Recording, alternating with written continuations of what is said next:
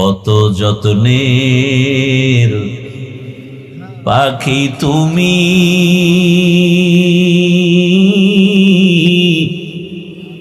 কাজল বরণ টিয়া।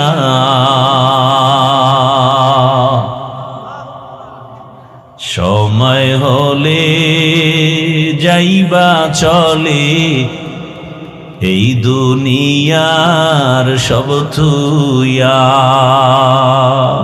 আইসো একা যাইবা একা,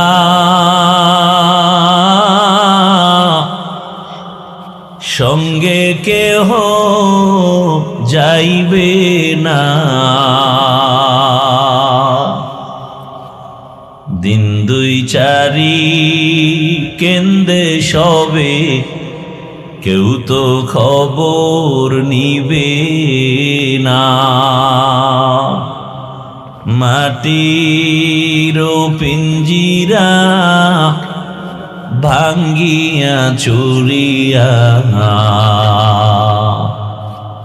একদিন তো যাইবে পাখি সারিয়া সারিয়া।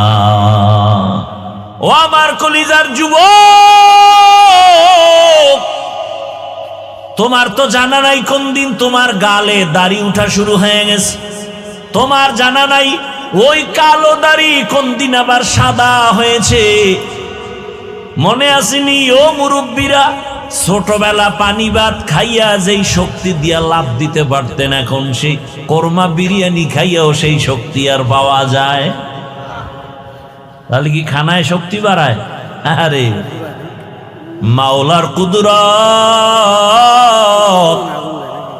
একই পাতিলায় রান্না করে আমার মা রাঁধুনি, ভাত আর তরকারি একই মশলা, একই আগুনে রান্না হয়, একই টেবিলে আমরা খাই। আব্বা আম্মা ভাই বোন আমরা একসাথে একই খানা খাইতেছি। আমার আব্বা আম্মা প্রতিদিন হয় দুর্বল, আর আমরা সন্তানেরা হই সবল। গাভীর দুধ পান করলে 10টা উপকারের কথা কিতাবে আছে। নবী ও হাদিসে বলছেন তোমরা বেশি বেশি গাভীর দুধ পান করো, গাভীর বকরির দুধ পান করো, কিন্তু গরুর গোশত তুলনামূলক কম খাইও। দুধের মধ্যে ফায়দা। এখন যার পেট খারাপ তারে যদি গাভীর দুধ দেন, ভিটামিন কাজ করবে নি, না রিঅ্যাকশন হবে?